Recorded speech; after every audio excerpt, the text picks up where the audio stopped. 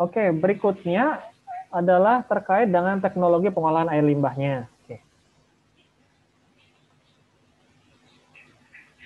Oke, seperti kita ketahui bersama, kalau pengolahan limbah cair ya, tujuannya itu untuk mengurangi kandungan bahan pencemar di dalam air, seperti senyawa organik, padatan putus suspensi, mikroba patogen, dan senyawa organik yang tidak dapat diuraikan oleh mikroorganisme yang ada di alam ya. Kalau mikroorganisme yang ada di alam itu nanti kaitannya ke bilangan BOD-nya ya, ataupun kalau misalnya untuk mengoksidasi COD. Nah, unit pengolahan ini secara umum dibagi menjadi dua. Ada unit pengolahan tahap persiapan, ada unit pengolahan tahap utama. Nah, kalau yang tahap persiapan ini kenapa sih perlu ada? Ya, kenapa sih perlu ada ya?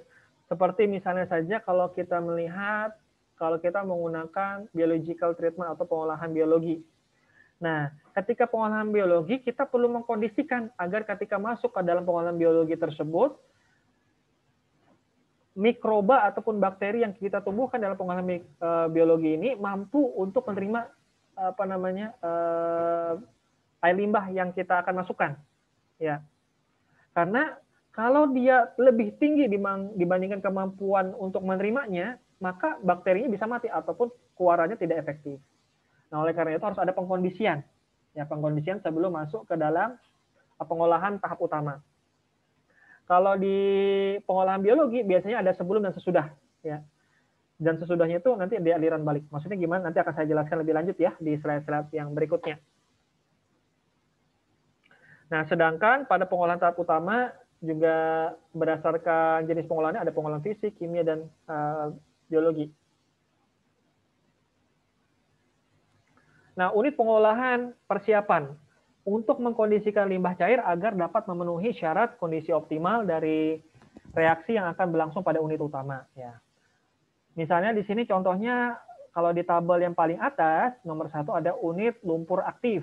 Nah, biasanya sebelum lumpur aktif atau biological treatment hampir sama ya antara lumpur aktif ataupun yang attached grow seperti RBC ya, ataupun trickling filter ya. Biasanya ada unit ekualisasi dan setelahnya itu ada unit pengendapan kimia. Kenapa penting? Nah, karena kalau unit ekualisasi itu untuk menyamakan debit, menyamakan parameter-parameter yang ada dulu. Stay dulu. Nah, setelah itu ada pengendapan secara kimia. Setelahnya biasanya ada clarifier biasanya. Nah, clarifier, aliran dari clarifier itu ada yang keluar ke badan air kalau dirasa sudah cukup. Ada yang kembali, aliran balik ke campuran antara yang dari ekualisasi sama clarifier biasanya dicampur. Namanya kita sebut kalau kita belajar di satuan proses kita sebut MVLS, MVLS, MVL.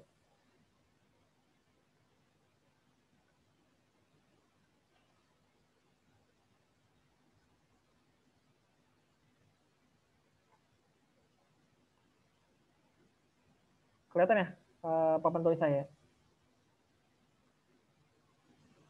Terlihat, Pak. Terlihat ya, oke. Ini misalnya ada pengolahan biologi lumpur aktif. Nah, sebelumnya itu ada ekualisasi kan? Nah, setelahnya ada pengendapan.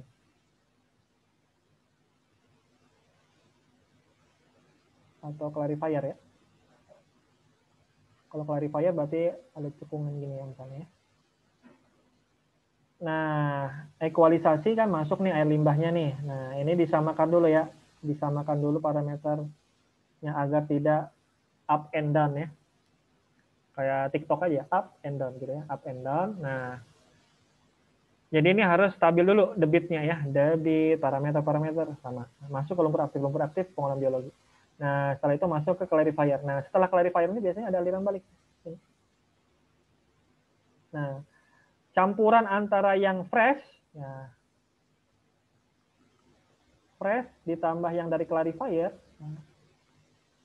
air limbah yang fresh dan air limbah dari clarifier disebut sebagai MVLS atau mix liquor, liquid suspended solid. Nah, gitu. Mix liquor. Nah, volatile liquor suspended solid. Ya, ini yang benar. MVLSS. Mixed volatile liquor suspended solid ya, karena dia campuran gitu ya. Campuran antara yang fresh sama yang suspended solidnya ya. Dia perlu dicampur nih. Kenapa? Karena kalau terlalu dari fresh saja dia terlalu tinggi parameternya terlalu tinggi. Yang kedua, agar juga bisa mensupport dari bakteri yang ada yang dari ekualisasi kan ada yang masuk ke sini kan. Nah, ini kembali lagi. Sehingga karena kita harus memperhatikan kalau ini ada namanya beban hidrolisnya ya, beban hidrolis. Ini ada perhitungannya ya, kalau kita ada kecepatan mikrobanya ya untuk bisa mendegradasi polutan. Nah, ini yang menjadi pertimbangan ya. Nah, jadi dengan demikian biasanya ada aliran balik seperti ini. Oke. Saya kembalikan.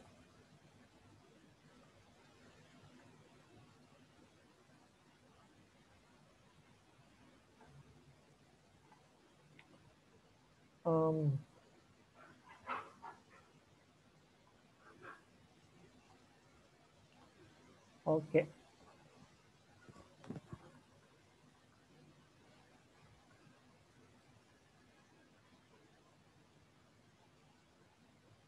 Nah, jadi ketika lumpur aktif ada ekualisasi dan ada unit pengendapan kimianya. Biasanya ada tambahan-tambahannya ya, agar dia tuh siap untuk pengolahan yang utama, unit utama. Yang kedua, unit presipitasi. Presipitasi itu apa? Presipitasi itu nama lain dari sedimentasi ya. Dari bahasa Inggris precipitate. Precipitate itu kan mengendap ya. Nah, ketika mau presipitasi ada unit yang sebelumnya. Apakah penyesuaian pH-nya? Karena biasanya ya ketika kita menambahkan unsur yang bisa menambah, kalau presipitasi itu kan berarti menambahkan bahan kimia tertentu ya biasanya. Kalau koagulasi, flokulasi berarti menambahkan koagulan ya. Nah, kalau pada unit presipitasi itu dia perlu penyesuaian pH karena bahan kimia tertentu itu bisa optimal pada pH-pH tertentu. Misalnya kalau koagulan menggunakan aluminium sulfat atau tawas atau bahasa kimianya Al2SO4 3 kali ya, dia optimal biasanya pada pH asam. Ya, karena SO4-nya itu ya. Jadi kalau pH-nya tinggi itu perlu disesuaikan dulu pH-nya. Nah, seperti itu. Pengendapan secara kimia ada prasedimentasi, ada penyesuaian pH dan seterusnya. Unit flotasi udara ya, ada prasedimentasinya. Flotasi udara ini kan berarti pakai kalau flotasi itu kan berdasarkan berat jenis atau massa jenis. Nah, ada dua jenis ya, ada yang ada yang flotation saja, ada yang ditambah udara, ada yang dikasih bubble. Namanya aerated flotation yang ditambahkan bubble ya. Gelembung-gelembung udara yang ukurannya kecil-kecil ya, untuk meningkatkan kemampuan polutan tersebut untuk bisa mengapung. Nah, itu ada juga. Nah, ada unit prasedimentasinya. Jadi harus ada pengkondisian dulu sebelum masuk kepada unit utama. Kalau suspended solid, sedimentasi, flotasi, dan lagun. Lagun itu danau ya, sama aja. Minyak dan lemak, ada skimming tank, spirator. Skimming itu di-skim, dipadatkan ya, dan dipisahkan ya. Ion-ion toksik, ada presipitasi sama ion exchange ya. Presipitasi menambahkan bahan kimia tertentu. Ion exchange, pertukaran ion. Pertukaran ion bisa pakai yang gelanular itu namanya silika ya, silika. Kalau pH netralisasi, sulfida, presipitasi, atau stripping. Kalau stripping itu dihembuskan gas stripper ya. Amonia ataupun yang lainnya itu bisa dengan pengolahan yang tertentu. Nah, ini ada batas konsentrasinya nih, harus diperhatikan ya kemampuannya. Nah, kalau unit pengolahan utama ya, unit pengolahan yang berfungsi untuk melakukan penurunan pencemar dominan dalam limbah cair. Kalau pada tentur suspensi, sistem pengolahannya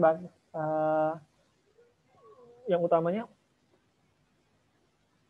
setelah screening, lalu masuk ke sedimentasi, flotasi, filtrasi, koagulasi, sedimentasi, dan land treatment.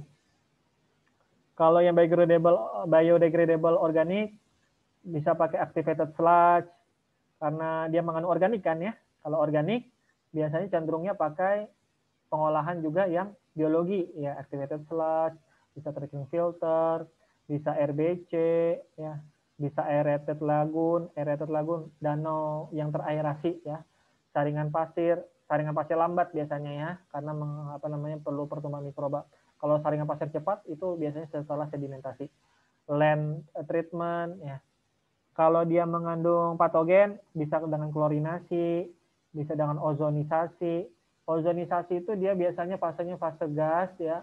Biasanya tabung O2 dialirkan ke dalam reaktor ozon, jadi merubah oksigennya menjadi ozon, nah baru dihembuskan kepada air limbah kita. Land treatment. Nitrogen, unit pengolahannya bisa denitrifikasi, bisa fixed film, nitrification, denitrification, ammonia stripping, ion exchange, dan seterusnya ya. Ada klorinasi, ada land treatment. Kalau fosfor, mengandung fosfor, bisa koagulasi garam logam, sedimentasi, bisa koagulasi kapur dengan sedimentasi juga, atau juga bisa biological chemical phosphorus removal, ada juga land treatment. Banyak lagi ya, ada refraktor organik, logam berat, padatan inorganik terlarut, itu ada opsi-opsinya. Jadi unit pengolahannya berdasarkan klasifikasinya, bisa fisika, kimia, ataupun biologi, tergantung pada tipe parameter yang kita ingin mengolah. Nah, kalau organik, opsi pengolahan dengan cara biological treatment sangat terbuka ya.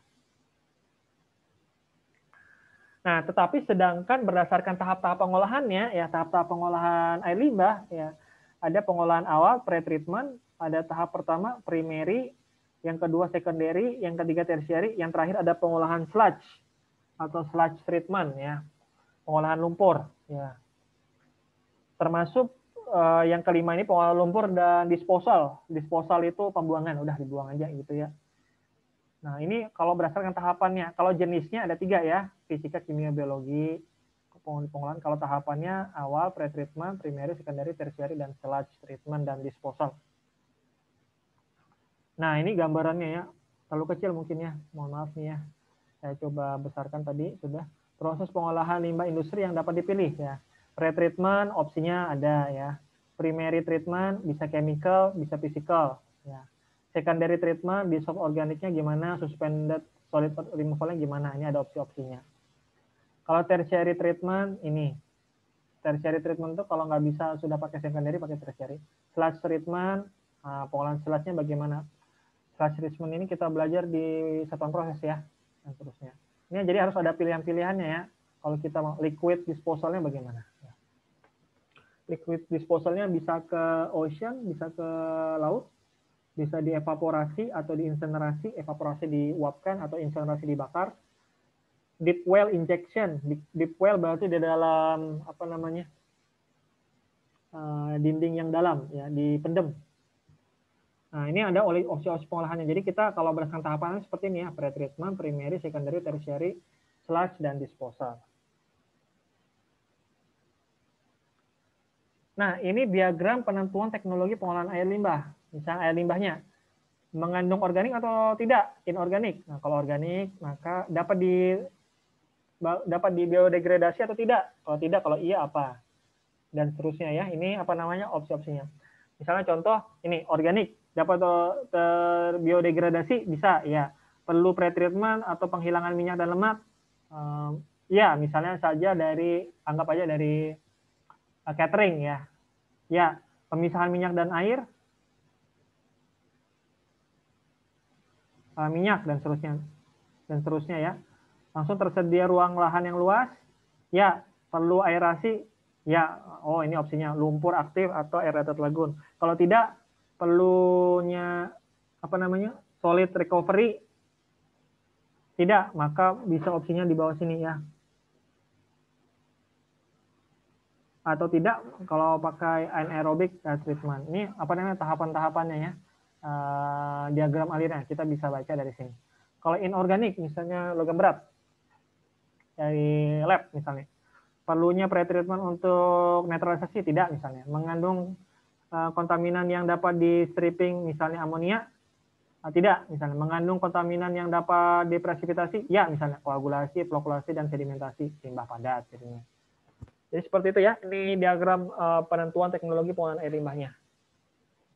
Nanti akan saya share filenya di MOLS. Nah, ini dia diagram alir untuk unit RBC ya, rotary biological contactor. Ada yang bilang rotary biological contactor, ada yang rotating biological contactor, sama aja. Oke. Ini utamanya rotating biodisnya ya, yang apa namanya berputar. Nah, sebelumnya itu ada primary treatmentnya dulu, ya pre-elementary-nya dulu, ya misalnya saja dengan sedimentasi atau apa ekualisasi dulu ya. Nah, di ekualisasi dulu, ada primary dan seterusnya. Nah, biasanya setelahnya itu kan ada final clarifier, nah ada aliran balik, masuk ke ekualisasi lagi. Nah, seperti ini apa namanya contohnya ya. Jadi kalau yang apa namanya sebelum unit utamanya RBC-nya nih, rotating biodisnya, sebelumnya ada ekualisasi dulu dan sedimentasinya. Nah, seperti itu. Lumpur aktif juga kurang lebih sama ya biasanya. Sebelum masuk ke di sini ya, lumpur aktif kan dipakai aerasi ya, aeration tank ya. Karena kalau lumpur aktif kan perlu oksigen ya. Nah, makanya di aeration tank ini terjadi lumpur aktifnya. Nah, sebelumnya itu bisa pakai bar screen dulu ya, untuk bisa menghilangkan padatan-padatannya, nah agar optimal. Nah, lalu ada spring tank sebelumnya, ada aliran balik, naik lagi dan seterusnya. Air blower-nya buat nambah oksigen dan seterusnya.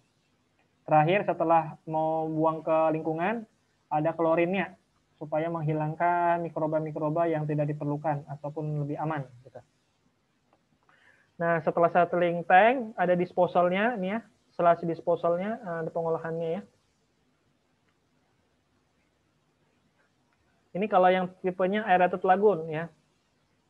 Masuk, yang kedua preliminary dulu, preliminary treatmentnya dulu dengan bar screen ya.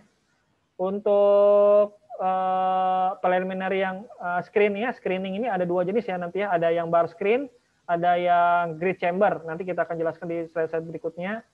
Nah, ini ada aerated lagoonnya nomor 3 ya. Baru di apa namanya metering lagoon. Ya, ini yang apa namanya sebelum dikeluarkan. Istilahnya tuh dioptimalisasikan lagi parameternya. Yang kelima masuk klorinasi, nah baru dikeluarkan ya, klorinasi untuk menghilangkan mikrobanya.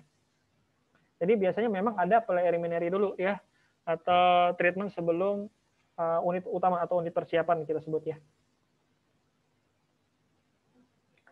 Oke, sampai di sini ada yang mau ditanya?